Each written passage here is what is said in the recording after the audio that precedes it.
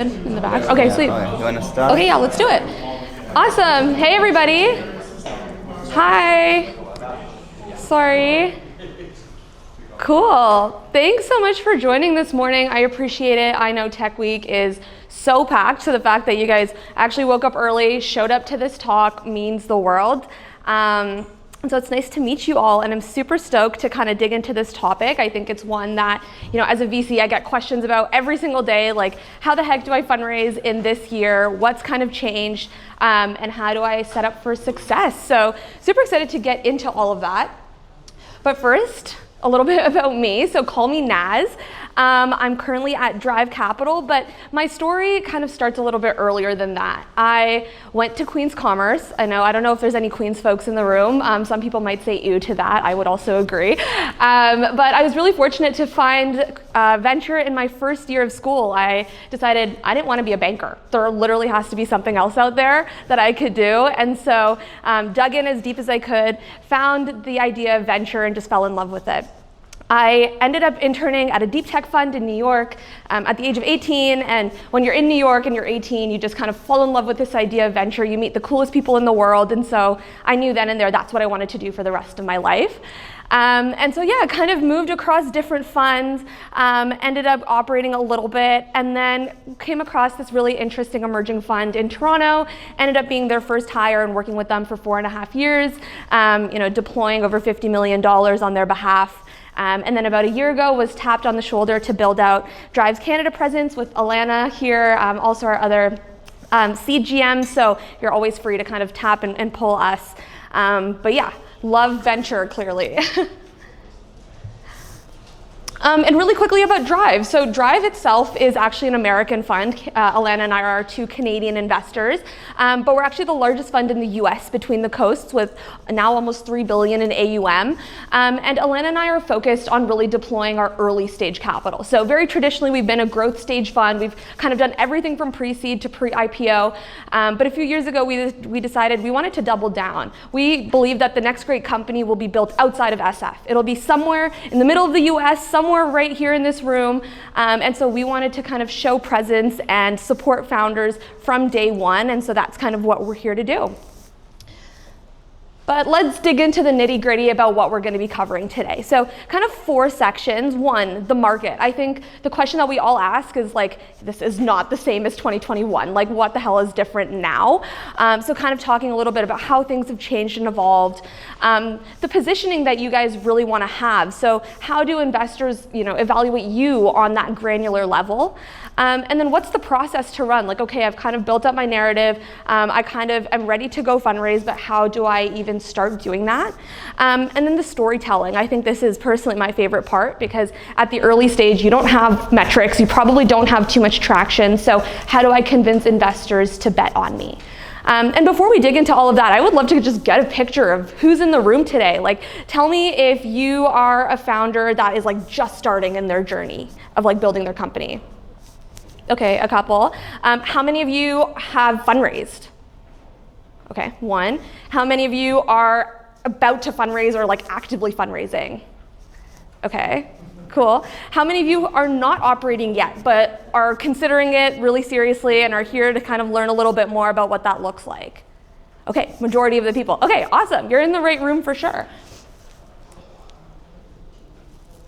Okay, so talking a little bit about the past, I would say 2021 was a crazy time to be an investor. You were kind of seeing these insane hype rounds happening. I remember talking to a company that literally incepted on Monday. I was talking to them on Thursday, and they had term sheets at like a 50 million cap. Like, it was literally the craziest time to kind of be investing.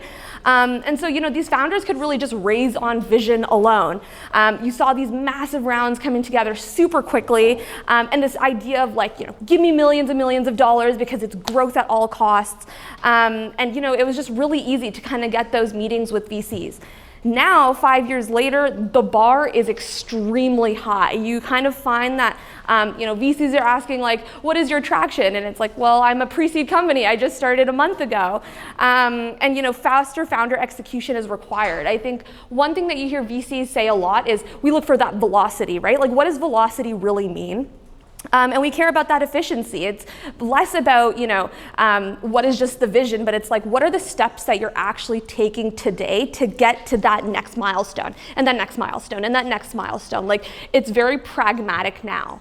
And so, yeah, those are the things that I think still win. Like, obviously the exceptional founders, and that doesn't necessarily have to be, you worked at Google for 10 years, or you have like X number of years of like healthcare if you're building a health tech company. It is about really wanting to show that you can execute, that you have that velocity, and that you understand the customer's pain. Like, that's something that, Alana and I, when we're in our rooms talking to our founders every single day, it's really understanding, how do you understand what your customers are feeling, and how are you building a solution to solve that?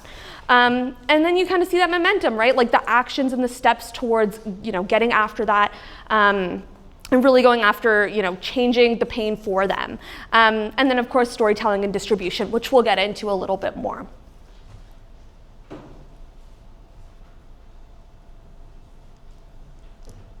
Cool, so I always say this, I think this is like a really good way to kind of paint it out, but VC evaluating is really like dating. We are absolute experts at spotting the red flags, so don't lie, don't kind of like try to like spoof up your profile. Like, we know, we've seen it all before. We literally talk to founders like every single day, have like 10 founder meetings a day. So we know when something's like a little bit fishy. And I'm sure if you guys have kind of done the dating circuit, you know that too, right? Like, we know when something's a little bit sus.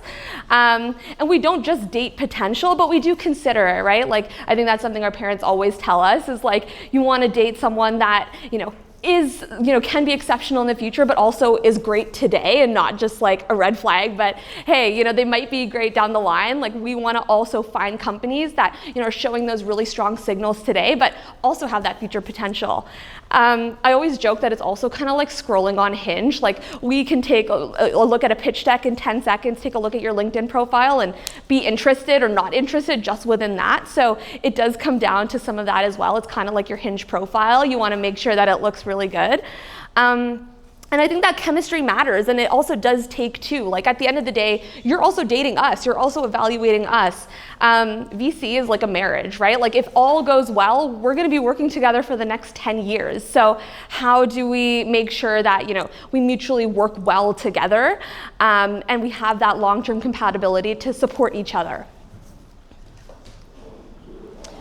But on a little bit more of a serious note, like, how do we actually kind of consider in an initial meeting, or in the early days of evaluating a company, what are like the key things that we really look for? So one is team, right? Like, again, as I mentioned, for an early stage company, there is no such thing as like really metrics. So what do we care about? We want to get to know you guys. Why do you care about the problem? What are the qualities that make you most suited to solve this problem? And how has the team validated the problem? So I get this question a lot, especially from young founders, and it's like, hey, I'm a student, like, I might not know or might not have all of this experience about how to build this company, but I really care. I really care about this problem space. Maybe, my parents were an accountant in the past, and so I saw the problems that, my dad was up late at night struggling with, or I spoke to some friends who were in, biomedical engineering, and I saw that they have a headache in this, and, I want to hang out with them more often, so I want to solve this problem. It's kind of things like that versus like the domain experience that really, like, when I hear that, I care about that. I'm like, okay, there's something that you have an affinity for that is beyond maybe your experience. And so that is really important to kind of bring out in an initial conversation. Why do you care about the problem? Because sometimes I hear founders that are, they're 18 years old and they care about like industrials. And I'm like, why do you care about industrials? Like, what's the story there? So make sure that you hit on that, because that is super important. Caring about the problem, again, you're gonna wanna be building this company forever. And so what's gonna get you through the hard times? It's gonna be passion. And then the market. This is one thing that I think is really important, and I think founders at the early stage can often overlook, is this question of why now? You're gonna hear VCs asking you this all the time. Okay, but why now? Like, this problem exists, but why is this problem the biggest concern for your end customers today? And is the market massive, right? So there might be a problem that you found, but maybe there's not enough people in the world to actually sell it to. So you do want to ask, like, okay, this two-pronged question of like, is this extremely painful today? Why hasn't it been solved before? And is the market massive where we can make over $1 billion in revenue? I think those are 3 questions that is really important to answer. And now more than ever, AI is not necessarily just like the answer to like, okay, well we can do this, so now therefore we have AI. It has to be like, certain catalysts, that's what we call it at Drive. So whether there's like regulatory changes, governmental changes, it could be, like massive changes in certain types of technology. It could be a change in like the workforce aging. Things like that are really big movers for why this company should exist and be built today. And then momentum. So this is one that I know, again, at the early stage can be a little bit challenging, but we don't necessarily say, hey, you need to have $100,000 of revenue, but we want to see like, okay, maybe the beta users that you have or the people that you're testing this with, like, are they pulling it out of you? Are they like, hey, I want more access to this product? Or, hey, I'm obsessed with this. I need to live on this. Like, please give this to me. I will pay you for it. Those are really good signals for us where we're like seeing that, okay, something is really working here, right? Like, this is really interesting. We might not be generating a shit ton of revenue, but we see this like interest from the product. Those are like the signals and the momentum that we look for as investors. Cool, so then practically it's like, okay, I hear all of this, I hear what the VCs care about, but how do I kind of take that in and what should I be thinking about as I want to go out to fundraise this year? So the best founders combine that narrative, combine that traction and that momentum, combine that distribution and that go-to-market plan, and then they run it through a super tight process. So one, the story. I think one thing is like we see founders get caught up in the weeds and maybe go on a tangent for like 15 minutes about what they're building. Can you explain what you're building super simply, like to a 5-year-old? I think that is something that if you can put it in a sexy one-liner, VCs are like, sweet, that person really understands what's going on. And that pain becomes immediately obvious. 2, signal, right? So we were talking a little bit about the momentum. What does the traction look like for you? Whether it is revenue, whether it is design partners, maybe you have LOIs, maybe you have your friends beta using the product, but they love it. Maybe you only have 10 people on the platform, but those 10 people have been using the product for like 3 months nonstop. That's really strong retention. Maybe you have credibility because you have, certain interesting archetypes of people using the product. We want to see that customer love or that urgency to onboard more and more people onto the product. Again, it's the evidence that something is working. So don't worry too much at the early stage about, oh my gosh, I don't have revenue, I'm not ready to fundraise. That's okay. We just want to see that there is that like little thing that's starting to tick, that's starting to grow, because investors can then see the long term, like, okay, this is going to go into something big because we're seeing this like unique momentum and signal. Distribution. This is something that at the early stage, I think founders overlook a lot as well. So it's not just about, okay, we have this signal. It's like, where are you generating that signal from, right? How are you getting your customers repeatedly? And why is this going to compound over time? The best companies today have unique distribution. This is something that, like, if you take something away from today that founders overlook 100% of the time, it's distribution. Because they get so deep into the product, they think so deeply about what this product looks like, and yes, there's this customer pain, and I'm gonna build this tool, and it's gonna be amazing, and it's gonna solve all of these problems. Great. How do you get it into the hands of customers? I don't know.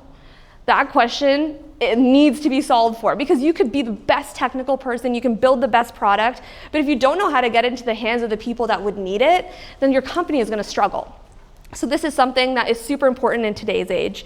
And then the process, which we'll get into a little bit, but how do you create that momentum with investors? How do you get those people excited? Do other great people want in? And that's not just investors, but that's talent, right? Like, are you seeing that interesting people or interesting angels want to get involved in your business? Are you seeing that interesting potential users want to get involved in your business, or interesting companies are thinking a little bit more about what you're working on? All of this is like super important stuff to kind of think about as you're gearing up for a fundraise this year. Okay, so this is another question that I get asked a lot, right? Is like, am I a pre-seed company, or should I just go out and raise a seed? Maybe you have a little bit of traction, but what is that really defined as in today's age? And so this is kind of like a general thing. I think the lines are very gray when it comes to pre-seed and seed. Like, sometimes it's hard to really tell, but at the pre-seed, I would say that, you're at an early product stage, right? So you have that MVP, you have that prototype, you potentially have some early user pull, and you as a founder have some really unique, strong insight, right? Like, I have come to discover something about this industry, this area, and I believe that this has been unsolved. I believe that why now is really strong for this area, right? You build that MVP or that prototype, you start to deploy it to some folks, and you start to get some of that interesting kind of signal, right? So you start to see that folks are pulling on it, folks are maybe telling you, okay, I love this product, this is what I want to see next in that. And then you start to develop that, right? So that's where it comes down to that execution velocity and that fast iteration. Again, I think the problem that sometimes we see is founders come to our door and they're like, I have the most amazing product ever, like, look at this, it's so great. And I'm like, awesome, okay, what does your traction look like? And they're like, oh, I have like 3 beta users. I'm like, okay, so you developed the product not with that user feedback in mind. So it's really important that you actually start with a really lightweight version of their product. You deploy it out to folks. It could be buggy, it could be shitty, that's okay. Then you start to get the feedback. Okay, I think this is great. I don't really need these set of features, but this is the direction I want you to build it in.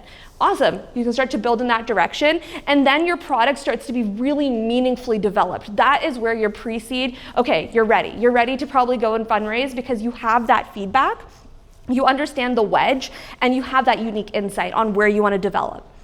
At the seed, I think that's where you start to see more of that repeatability starting to emerge. You probably have some real customer usage. You have some of that data and those metrics around churn and retention and probably some more revenue, and you start to see some of those engagement signals, right? So some of the people that are using the product are adding more people to the platform, or they're spending more time on it, or they're begging you to add more features because this is like something they really love.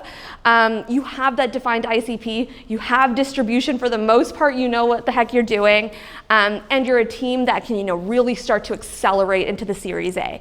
So that's kind of where we start to see the difference, where maybe if a company comes to us and maybe they haven't raised a pre-seed, but they have some of these signals, we would say, okay, you might actually be ready for like a solid seed round. That's totally okay too. Not everyone goes out and raises a pre-seed. It depends probably on how much capital you have to kind of support yourself. But yeah, this is kind of what we're seeing for the most part. Okay, cool. So we've kind of talked about all of the things that you want to be thinking about, but these are some of the mistakes that founders make. So one, talking about the features and not the pain. I think, again, we sometimes see founders that are like so deeply obsessed with their product that they forget like what the pain actually is. Like, you really want to lead your story with like, these are the people that are suffering. These are the people that need this and would actually spend their hard-earned dollars on this solution. The product is the answer to that, right? You don't want to open with the answer. You want to start with what that pain looks like, why people are struggling, and then why cue your solution, right? Why they need that. So this is something that is super important. I think, again, see founders get into the weeds really quick on product, and I've barely caught up on what the problem is that they're solving. And that kind of trickles into the no clear wedge, right? Like, why would customers choose you over doing nothing, or choose you over a different company, or choose you over Excel spreadsheets, right? Because there's a lot of industries today that are still living on Excel spreadsheets. So really understanding like, what is that opportunity that exists, and what is uniquely true about your insight, right? Like, where does that root into the validation that you've done and the people that you've talked to? So again, the wedge isn't just a feature, but it's really that defensible entry point. It's like, okay, we're seeing this exist in the market, and this is where we've kind of carved out that we can go hard at, where companies are going to choose you over what they're doing today.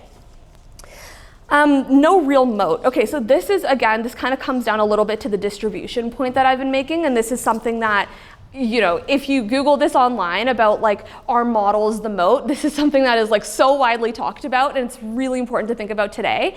AI alone is not enough anymore.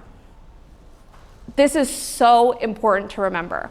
AI alone is not enough for you to be a successful company. Great products are getting copied quickly every single day.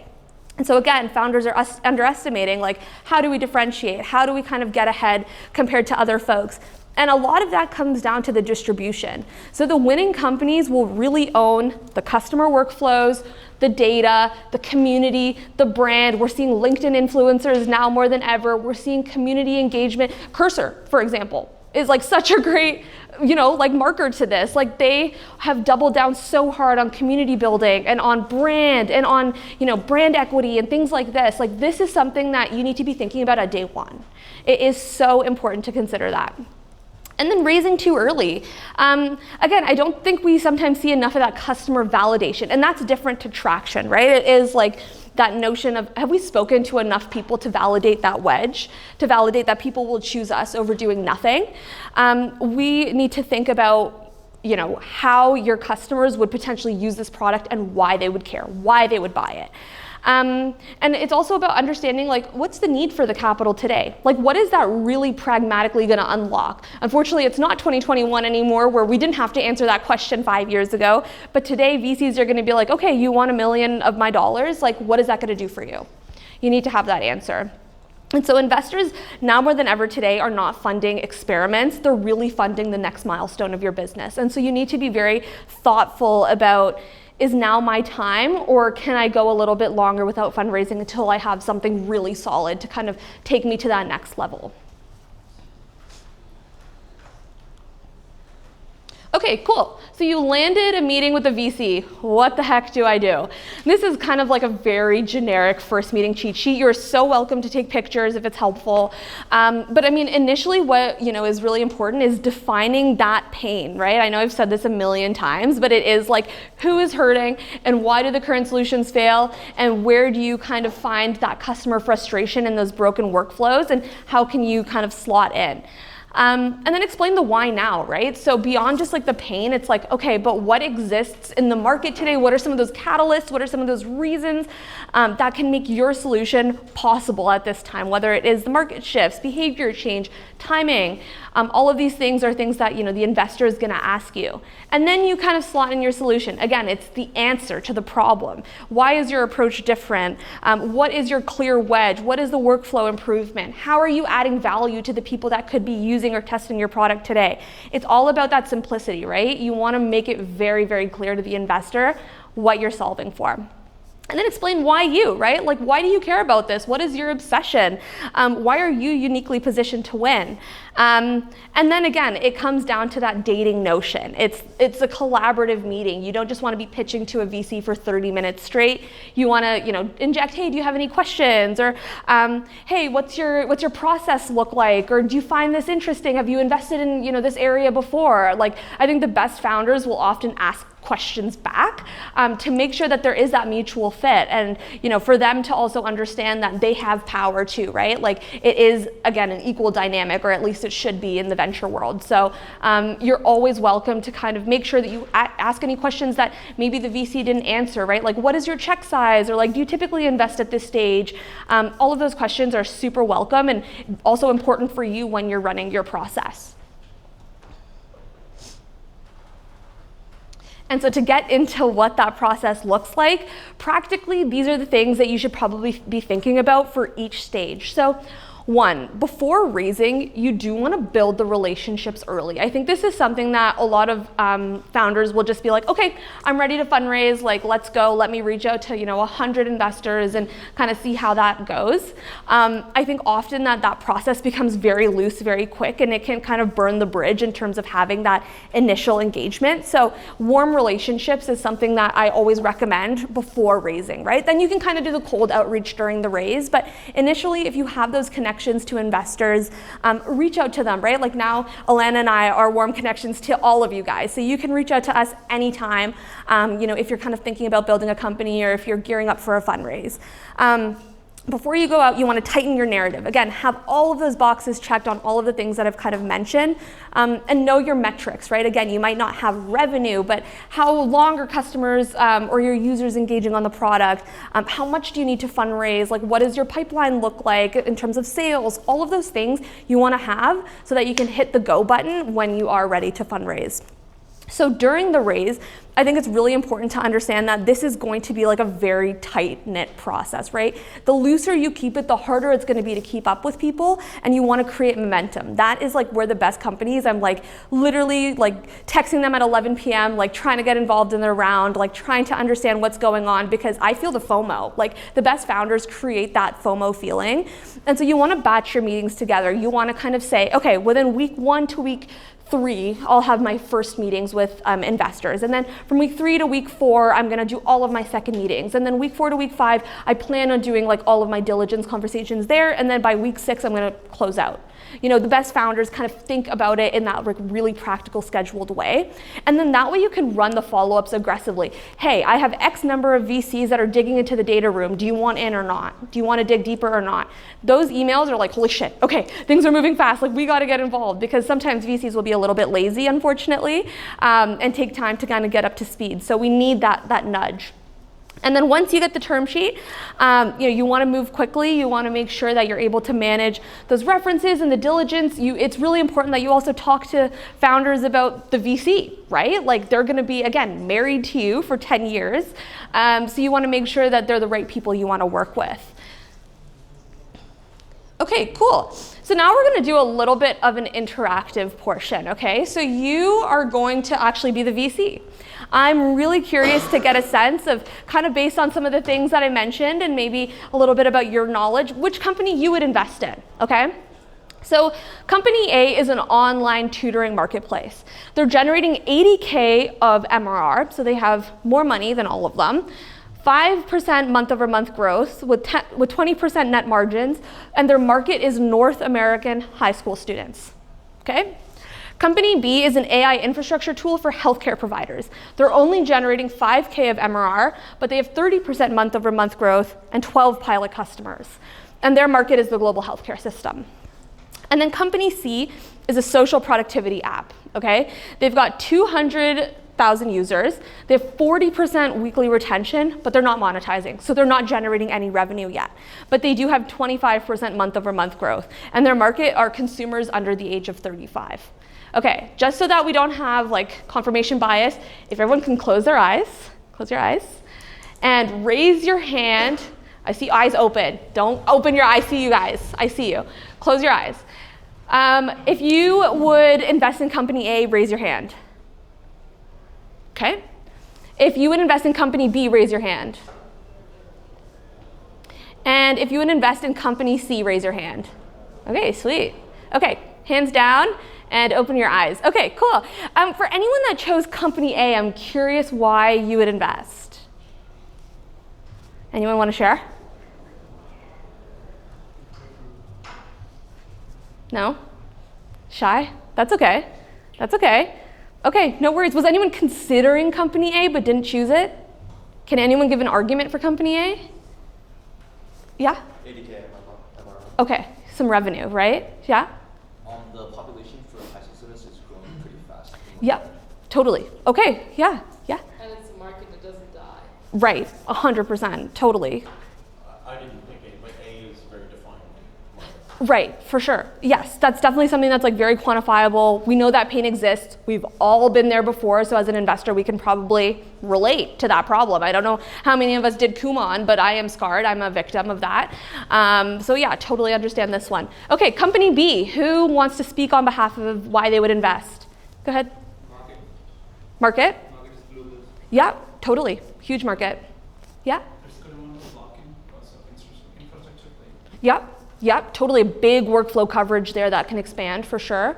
Anybody else? Yeah? There you go. Yeah, that's a big one. That's a big one for sure. Okay, company C. Yeah? I mean, I like the retention and the sure. And the growth. I mean, I got somebody else. Yeah, definitely. Yeah. And like just the possibilities of monetization for consumers under the age of 35 are like endless. Yep. Totally. Think about all the tools that we pay for as consumers as well, for sure. And 200,000 users is like really hard to get. Like if they have 200,000 users, Yeah. they have to do something, right? Yeah, totally. Okay, awesome. Here are some thoughts. Okay, so company A I think can be a great business, but it's probably not venture scale. The reason why is because there's often a cap on how much you can really monetize when it comes to like North American high school students. Like, are you ever gonna get a high school student to pay you more than $1,000? Probably not even $100 maybe. And so I think that their revenue is really impressive, but they're growing pretty slow. And if they're already growing pretty slow with only 80K of MRR, that's not really super like optimistic for investors, right? So we know that the market is defined, that's great, but I think they would need to expand beyond this scope to become a really big company. Again, do you think that this company could turn into $1 billion of revenue? It's a little bit tricky to kind of envision that, right? For like a high school online tutoring marketplace. Company B is personally the company I would invest in. It is high risk because they aren't generating a ton of revenue, but it's early and there's massive upside within healthcare because of market, right? And because of the good signals. Like I think for healthcare to land a pilot customer can take so long, right? Like it's literally a hospital. Like how do you sell into that? But the fact that they have 12 pilot customers is really, really interesting. That means that like, okay, people want to use this, right? And they're growing super quick. So this is one that I think shows all of the good signals. Yes, there's risk within healthcare, there always is, because it's hard to sell into that market, but there's good signal. There's really good signal. Company C is super cool. I actually think that this is a company maybe Drive would invest in because we love consumer and we've done Duolingo before. But I think that there's really strong power law potential, right? Like we've seen some of the best consumer companies kind of showing similar metrics, but it can be freaking hard for monetizing for consumers, right? Like I don't know how many of you have like used free plans and have never actually converted to like paid on your social tools, but it can be a pain in the ass to get us to pay $7 for something. Like I'll tell you that. I know I'm a cheapskate sometimes. So that's something where in consumer it can be a little bit tricky, but there is such good signal there. Like growing 25% month over month, like you mentioned, having 200K users is like crazy impressive. And so there's definitely really interesting signal, but there's basically no wrong answer really. Like this is a really solid lifestyle business. This one is really interesting because there's like a lot of good signal, but it is early and it is risky. And then company C has the monetization risk, but they have also really good signal for a consumer tool. So you guys did great. You kind of applied a lot of those key points that I've been talking about in the presentation. So to really wrap it up, I think storytelling matters as much as traction to catch an investor's interest, right? So the best founders make it really easy to believe. Again, it's like sharpening your why now in 2 sentences. It's keeping it simple, it's keeping it really, really clear, and it's making us understand why this matters. And then again, distribution and AI, right? So AI lowered the barrier to building, but it doesn't let you win. The moat is rarely the model or the AI that you're using. So the best winners are gonna win on that distribution, the workflow, the data, the customer trust, the brand building, the brand equity. All of those things are just as important in today's age. And then fundraising is a process, right? It's not an event. So make sure you have a plan, build structure around it, and work to execute against a specific timeline. So every step in that process should be super thoughtful and intentional. So thank you guys for joining me today. I really appreciate it. Thanks for getting involved, and I'm super open to any questions you guys might have.